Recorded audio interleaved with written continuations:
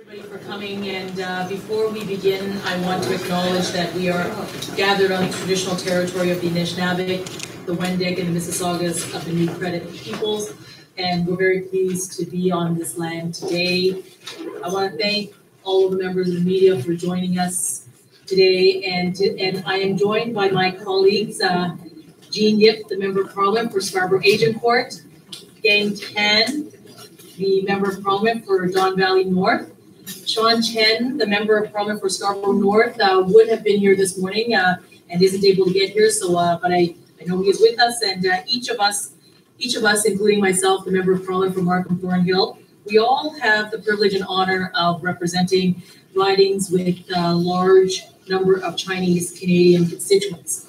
And we all know that the current approach to cannabis does not work. It has allowed criminals and organized crime to profit while failing to keep cannabis out of the hands of our Canadian youth.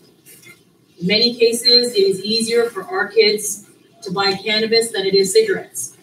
That is why the Government of Canada after extensive consultation with law enforcement, health and safety experts, and the hard work on the task force on cannabis, introduced legislation to strictly regulate and restrict access to cannabis. The Act, also known as C-45, creates a strict legal framework for controlling the production, distribution, sale, and possession of cannabis in Canada. And today, we have with us Bill Blair, the Parliamentary Secretary to the Minister of Justice and Attorney General of Canada, and also to the Minister of Health. And Parliamentary Secretary Blair will update you and take questions about the Government of Canada's approach to regulating and restricting access to cannabis. Parliamentary Secretary Blair, if you want to join me, and our colleagues, maybe what we'll do is we'll have you up here. Let's give Bill a hand. Everyone. I'm very, very pleased to join my colleagues here today with you all today to talk a little bit about the legislation we brought forward. But I'd like to begin with why. I think it's very important to explain to all Canadians, and I know that there are concerns within the Chinese community, and it's important that we explain precisely why the Government of Canada is changing the way in which we control this drug in our society. And as Mary has already told you, the current system of cannabis control, marijuana control in Canada, is failing us. It is not protecting our children. We have the highest rates of marijuana use among our children of any country in the world. And this is unacceptable to us because marijuana can be a very dangerous drug for young people. It can affect the development of their brain. It can affect who they hang around with and how successful they will be in life and in school. And because of the way in which we have been controlling it, it could also result in a serious criminal record for that young person that they will carry for the rest of their lives. And so, in recognition that, first of all, we have far too many of our children using this dangerous drug, and secondly, that the drug that they are using, they buy from criminals. The criminals have complete control of the production, the distribution of this drug, and they are responsible for selling it to our children. And so the government has consulted very broadly across the country to determine how this should be more properly dealt with. And for example, one of my responsibilities was to consult with the law enforcement community. And one of the things that law enforcement has told us, the police have told us, is that the enforcement of the existing law, the prohibition against cannabis under the criminal law, has resulted in the criminalization of very many children. And the police in 2013 came to the Government of Canada and they asked us to bring in a new system of regulatory control for dealing with children in possession of cannabis. And that was through a ticketing regime that would result in the child getting a ticket and not getting a criminal record. And this is precisely what we have done. We're working with the provinces and territories. The Government of Canada has brought forward legislation that lists the criminal prohibitions so that the police will no longer charge the child criminally, but give them authority to the province to enact regulation.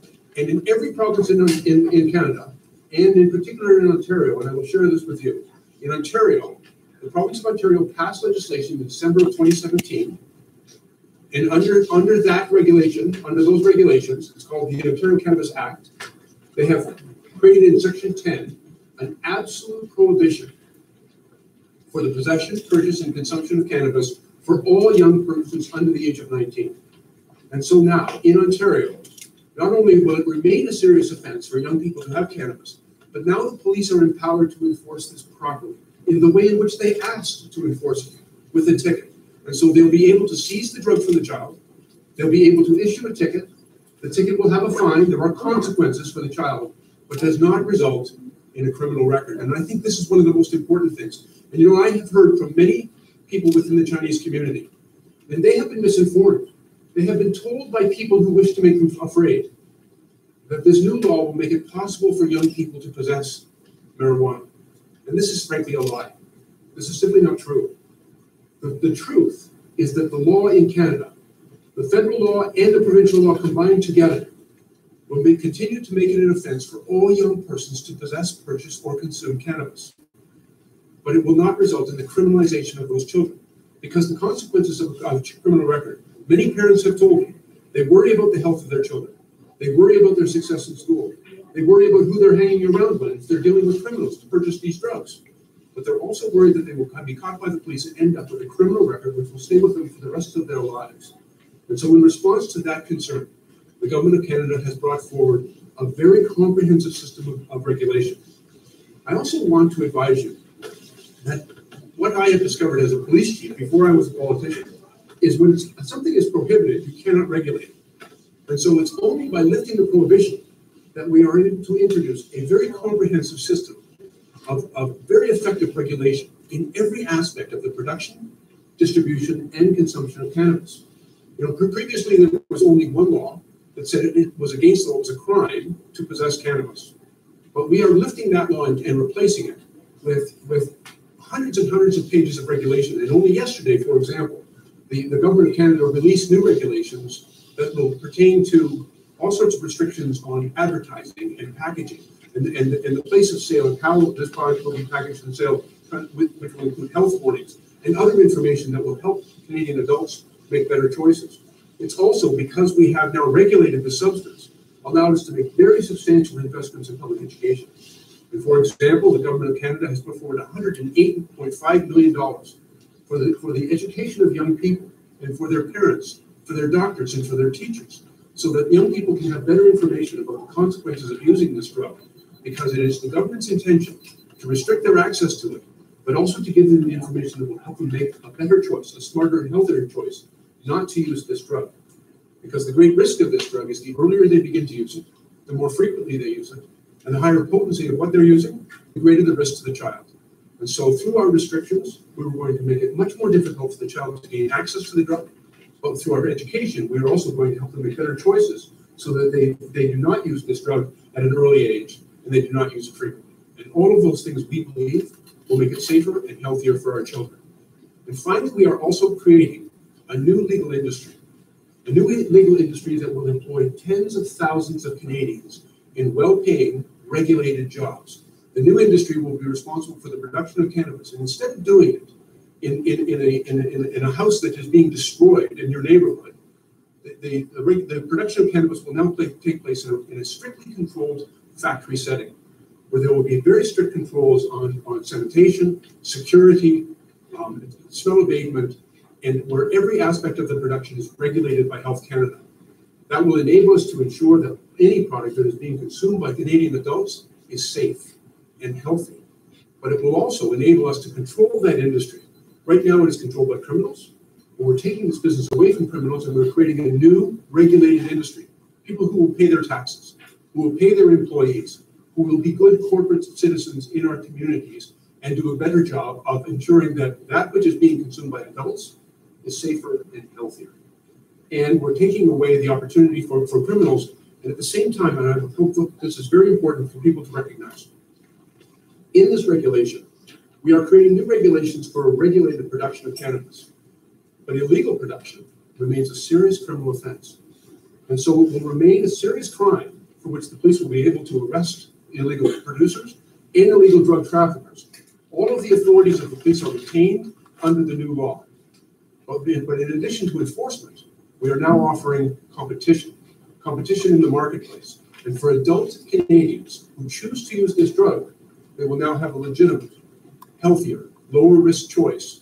And the money that they spend on this drug will go into a public fund through taxes and the collection of excise, where we can make greater investments in prevention, treatment, and rehabilitation for our citizens. And so that is all I wish to share with you today.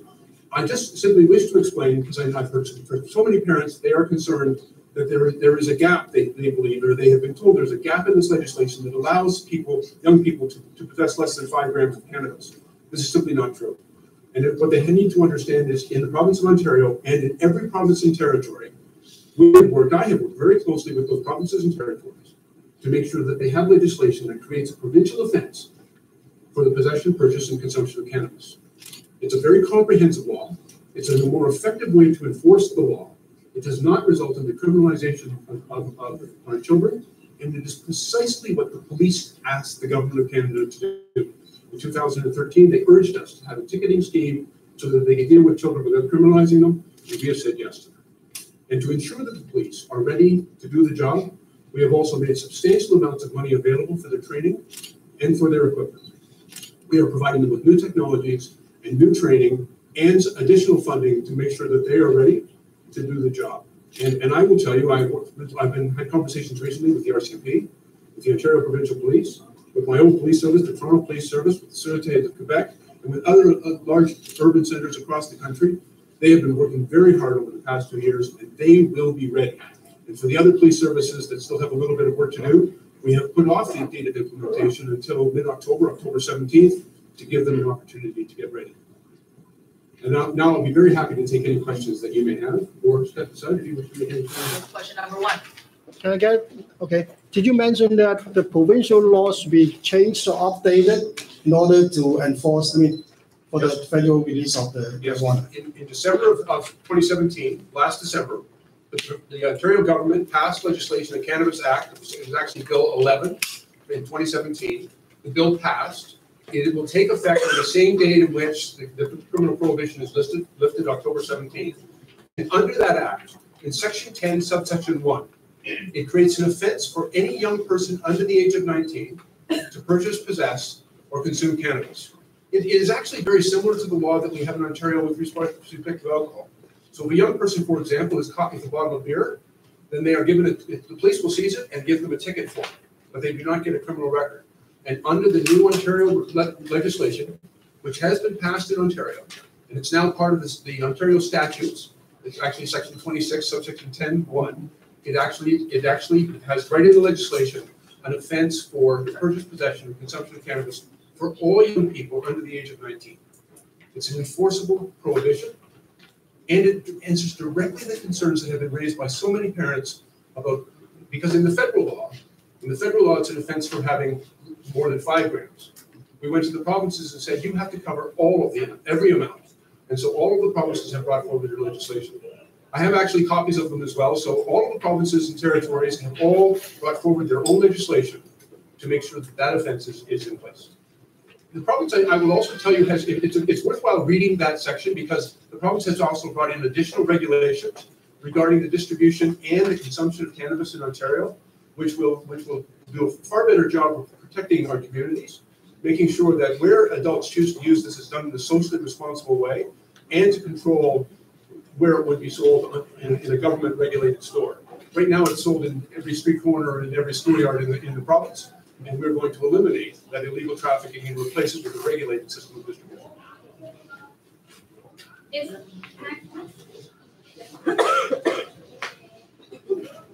So this is part of the SameDay. So you said in the law, every household has the rights to cultivate 4 plants at home. But if in the home, that is, they have children and always have children to be visited in this home. So how can you make sure that the law protects children from the marijuana and also they are not touched by those marijuana? Yes, ma'am. Let me just be clear. The law does not give everyone the right to have 4 plants in the home. What it does is it creates an offense for having more than 4 plants. And the reason that was determined is because we know that criminals have used personal or home cultivation in houses to supply the criminal market. But they don't use 4 plants, they have 400 plants or 4,000 plants in those houses, and they destroy those houses.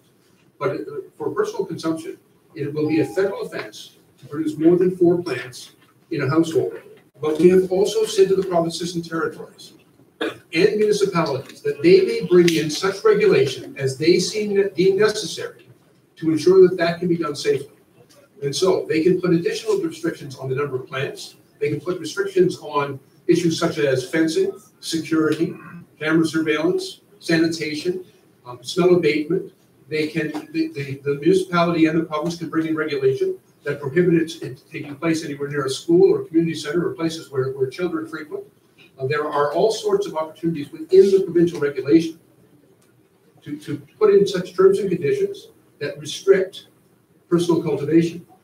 In the criminal law, is the most serious law in the country. This is the federal law. And we have created an offense for those who choose to grow more than 4 plants. That would be a criminal offense if someone produces more than 4 plants. But in each of the provinces and territories, they can bring in such regulation that control and restrict where that personal cultivation can take place. And so the concerns that you raise about the access that children might have to it or the impact it might have on a neighbor, those concerns are most appropriately addressed by the provincial authority using provincial regulation and provincial law, and by municipalities as well. And one of the things, for example, a municipality can do, a municipality can require that anyone choosing to cultivate cannabis in their home must acquire a permit from the municipality. They can be terms and conditions of that permit. They can require people to pay a fee, for example. They can require them to abide by certain conditions of security and sanitation and safety. And they can also require that anyone who wishes to then sell that house where the cultivation of cannabis is taking place must report that to a seller. All of those things can only be dealt with under municipal and provincial regulation. It's very important, I think, for Canadians to understand that there are 3 levels of legislation that are in effect in regulating and controlling cannabis. The federal law deals with the most serious offenses and creates thresholds above which the activity would be deemed criminal. But we have recognized and acknowledged the authority of the provinces and territories to implement their own regulations that can control certain behaviors to ensure that, subject to the terms of the conditions that exist in their jurisdictions, that the regulations can be most appropriately attuned to those circumstances, and municipalities as well. You know, and we think back, and I'll give you an example to tobacco use. 15 years ago, almost 22% of Canadians were using tobacco. And at that time, municipalities began to bring in regulation that controlled where type of smoking would take place in public places, in bars and restaurants, and in parks, etc. And through their leadership and through those bylaws, we saw a significant change in societal attitudes to the control and regulation of tobacco use in our society. We have not been able to exercise that same level of control with cannabis smoking, simply because it's the only thing that exists is a criminal prohibition. But by creating a regulated environment, the provinces and municipalities can now bring in comprehensive regulation that control all aspects of the consumption of this drug, so that we can make sure it is not consumed in a public place. It is not consumed in a way or in a manner that would put children at risk, that it is not cultivated in a manner that would put children at risk. And that can be done most appropriately through municipal and provincial regulation. And I will tell you that the police in particular are very familiar with this, because most of the laws, for example, that pertain to highway safety, there are criminal laws pertaining to highway safety, but the vast majority of regulations for highway safety are done within provincial regulation. They are enforceable, they are effective. It's the right level of governance for those types of offenses using provincial and municipal authority. Yeah, follow-up Of course. questions.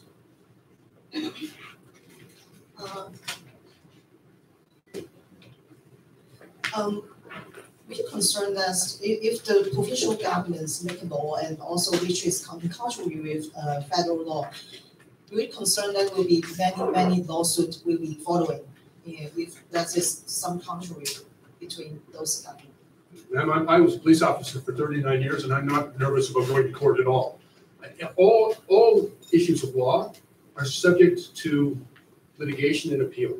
That's our criminal justice system, and we are bringing forward a very new system of regulatory control for cannabis, one which we believe, and on overwhelming evidence, is a far more effective way to deal with this drug, but we know that there will be some legal challenges. There has been some suggestion, for example, that if the provincial regulations are in some way in contradiction to the federal regulations, could that be litigated?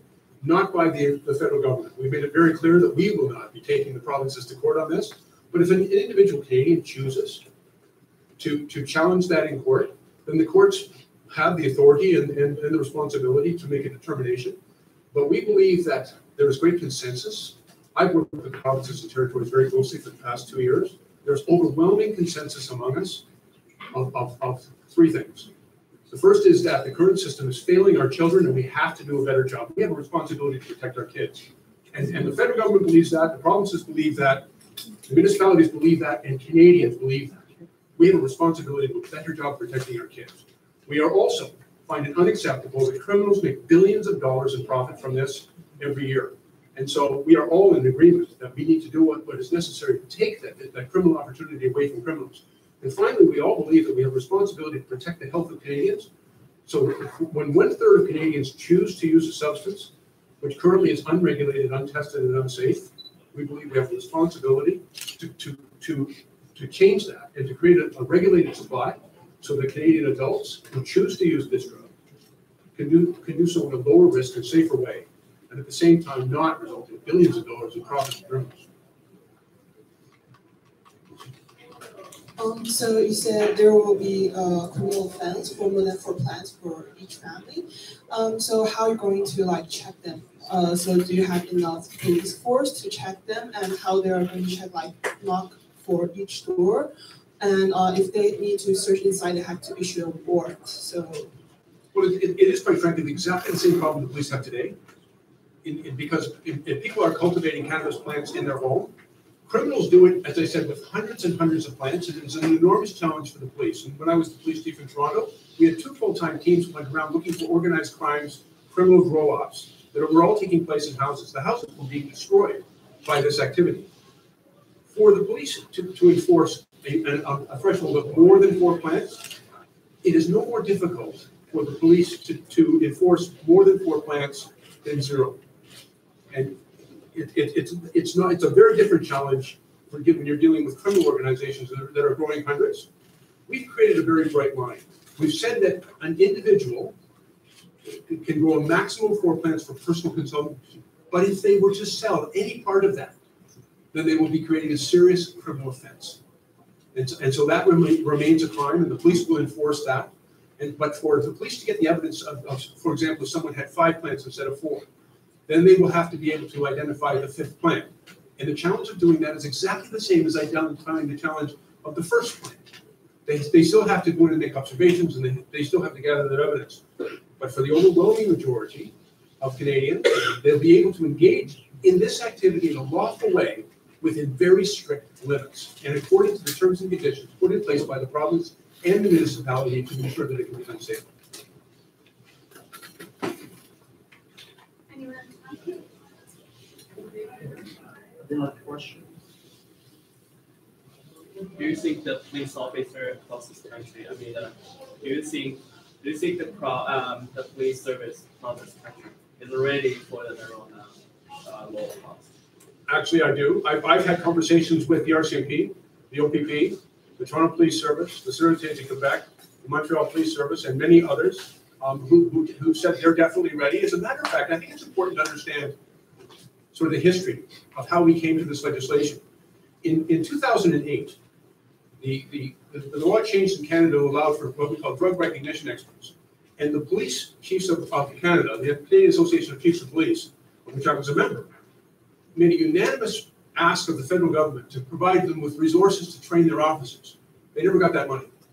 In 2009, there was another resolution from the Canadian Association of Chiefs of Police asking the government to provide them with the authority to conduct a mandatory alcohol screening test. And nothing was done about that. In 2013, they asked the federal government to give them access to oral fluids test kits for testing for drugs for impaired drivers, and nothing was done about that. When we brought forward our legislation in 2016, we not only brought forward the legislation that would give the police the authorities that they had asked for, but we put $274 million on the table and said, we will pay for the training of your officers. We will pay for the technologies that you have said you needed. And so most of the police services in Canada have been working hard to get their people trained. And in fact, we've seen almost a 50% increase in drug recognition experts just over the past year. And we have many, the funds are in place and the training is taking place to get police officers ready. We know that this is a change for some.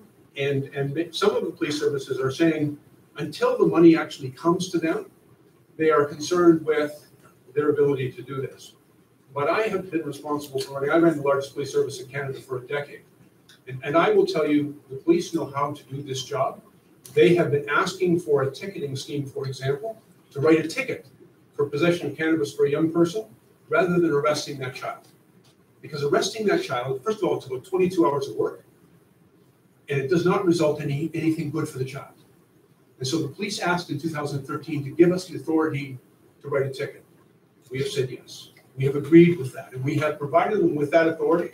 And those are tickets that they write thousands, hundreds of thousands of times every year. And so they know how to write those tickets. They ask for that authority, and we've said yes. I believe they'll be ready. And I appreciate that there's some training that needs to take place for the police in the use of the new technologies, for example. But we field tested those technologies in 8 Canadian police services in 2016. The training took only a few hours, and the police reported back to us that they worked fine and they were very comfortable using the technology. So this isn't an overwhelming task. I will tell you, I have great confidence in the police services in Canada. I have great confidence in their leadership, and I have great confidence in the officers to do their job. They have asked us for the tools, the training, and the resources that they needed to keep us safe. And our government has said yes. We have said yes to everything they've asked for. We've made those tools, training, and resources available, and I have great confidence that the police will do an extraordinary job of keeping us safe. And by the way, the new impaired legislation, we've enacted a new authority there called mandatory alcohol screening. And in every other jurisdiction where they've introduced that, they've seen a significant drop in impaired death. In Ireland, when they introduced it, 23% reduction in impaired deaths in that country. In New South Wales and in Australia, when they introduced that measure, there was a 35% reduction in impaired death. In Canada, 4 people die every day as a result of impaired driving. We can save 1 of those people every single day with this new legislation. I know the police have been anxious for this authority, and I know they'll do a good job. Bill, we wanted to speak really briefly because we've certainly been hearing from the community, and we've already talked about about ensuring that that access to cannabis is not available to young people, and maybe talk about the changes to the criminal law that for offenders if they were to provide it to young people. One of the things that we said as a government when we began to look at the way in which this drug is controlled in our society, we said our number 1 priority is to protect children. Our number 1 priority is to keep this drug out of the hands of children. And so how do we go about doing that? First of all, we have bringing in a system of very strict regulatory control for its production and distribution. It will only be sold lawfully in Ontario in a government-regulated store, similar to the LCBO. And it'll be a cannabis control board store, and it'll be sold in that regulated thing by a responsible adult who will be responsible for not selling it to children who will be accountable for it. In addition to, it's just not a matter of restricting their access to it, although that's important. For individuals who continue to sell to children, we've created 2 new offenses in the criminal code. The first one is an offense for selling to persons under the age of 19, and it carries a maximum penalty of 14 years. It's a new offense, and it's for trafficking to children. And the other offense that we created was for using children in the trafficking of this drug, because we have seen that in many communities where drug dealers will use children under the age of 19 to sell for them because the consequences are less for them. And so for that drug dealer who was using a child, we created a new offense, which also carries a 14-year maximum penalty. And so stricter regulation to restrict their access to this drug, greater consequences for those who would sell to our children, and finally, significant investment in public education. Because what we have heard is parents, teachers, doctors, and young people themselves needed more information about the risks of this drug. And they are health risks, and they are social risks. The health risks, I think, are obvious. There are very significant health risks to our children using this drug. That's why our government has been encouraged to act. We are compelled to act because the current system is failing our children and putting them at great risk. And so we are acting to restrict their access to them. We are acting to deal more efficiently and more seriously with those who would put our kids at risk. And finally, we are acting to make sure that parents and teachers and doctors and kids have the information they need so that they will understand what the real risks are. The health risks to their health and their developing adolescent mind, but also the social risk. The social risk of a young person being successful in life and finishing school, and who they're hanging around with, having to do business with criminals to acquire this drug. Organized crime only results in the type of violence we see taking place in the city of Toronto and other communities around the GTA, where young people are involved in illegal drug trafficking and involved in gun violence as they compete for the turf in which this drug is sold. When we take that business away from these kids, we make those communities safer. We create better futures for those young people, and we take the billions of dollars in profit away from criminals and reinvest it in the public.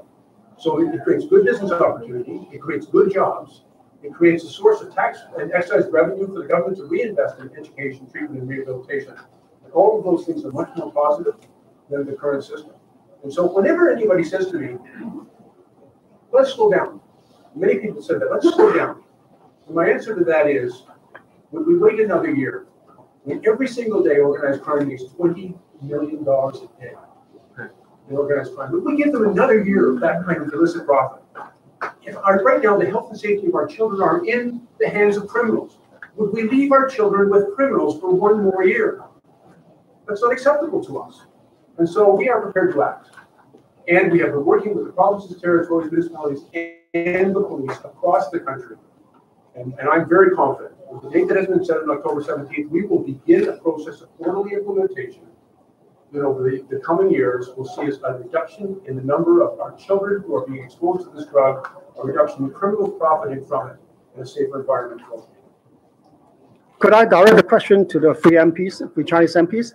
So I think in our Chinese tradition, drug is prohibited by the family, so the kids are not like encouraged or used in the family. But if the parents themselves using the drugs at home, how can they persuade or prohibit their kids using the drugs? How can you persuade the Chinese family, the parents, that this law is good for the Chinese tradition? So I can take that. I think what we're trying to do here in this legal framework is to strictly regulate access to cannabis.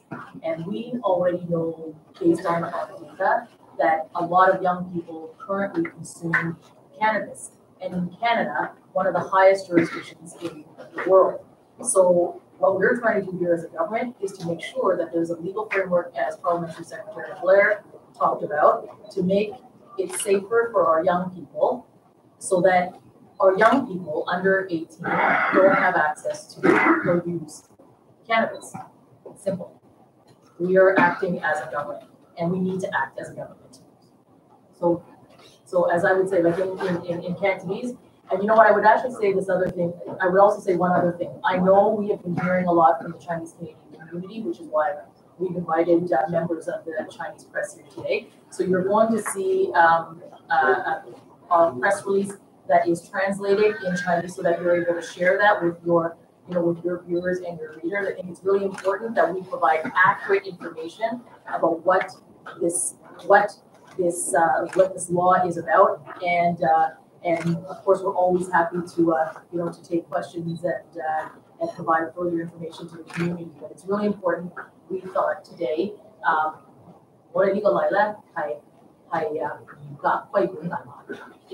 that's what I want people to understand. Gang may want to say something, Jean, but this law is about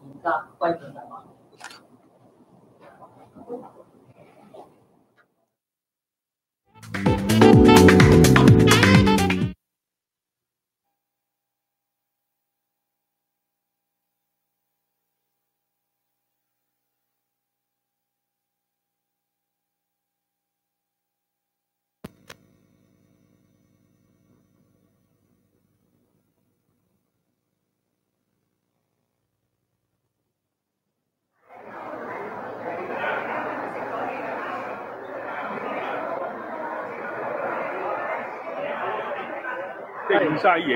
係啊，做嘢嘛。你又台灣客有乜做啊？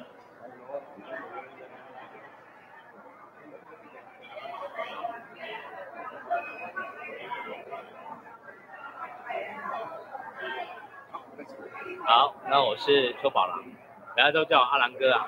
那我们这一次呢，代表客委会来下乡，我们一共要去7个城市。那我们多伦多是第3个城市。那为什么要来这里呢？因为派我们2位过来啊，我们就可以来服务我们所有的乡亲，无论是100位，无论是80位等等，来传达的就是我们传统的客家菜以及创新的客家菜，在地取材，让我们所有的乡亲们啊，无论你是客家人、非客家人，你只要肯定客家，那你喜欢客家，都可以来参加。我觉得这一次的活动啊，客委会办得非常非常的棒，那让我们所有的乡亲啊，体验到我们客家的一些似文似草啊，或者是我们在地食材的演变啊，或者是食材的选择啊，怎么样去运用，怎么样让客家菜继续传承。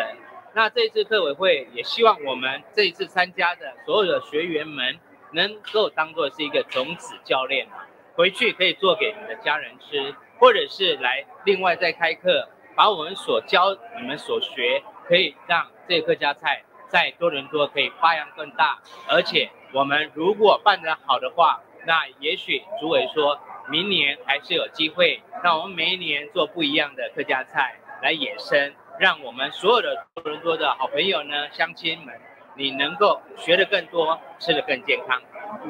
这些来多伦多带来什么菜色？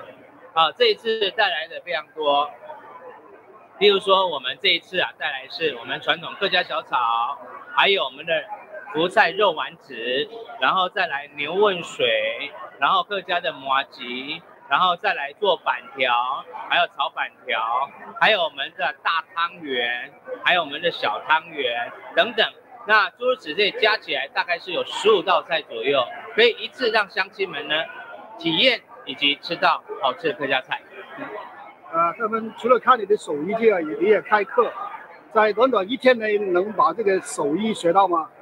当然可以啊。那我们这一次飞机飞了好久才到了多伦多，那当然我们一定会要求我的学生我们多伦多的学生要一起出来体验，然后再来赶紧做笔记，回去一定要马上做，因为这一次是2天的课程所以说明天还可以再问。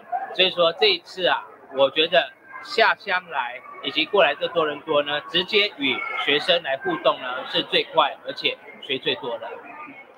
你是第一次到多伦多？你是第一次到多伦多吗？对，第一次，我们是第一次到多伦多。这个活动是3年前有办过一次，那只有在 New York 以及 Vancouver 没有经过多伦多。那经过主委特别指派说要我来多伦多为他来做服务。对，最后一个问题你觉得学生对于客家菜的感兴趣程度，另外他们的水平怎么样？这一次我光早上炒一个客家小炒就有学员约莫大概是60岁吧，他说我活这么久我不知道客家小炒这样炒这么好吃让我觉得说非常的欣慰，我们出来的目的再累也是值得的。可不可以先介绍自己？大家好，我是小虎我是之前在客家电台主持那个时代料理员的小虎。大家好。你从厨艺多长时间其实呢，我这个厨艺呢是我大学的时候开始打工开始。那因为小时候呢，我妈妈是饭桌的，那我的骨头里面就留了这个血。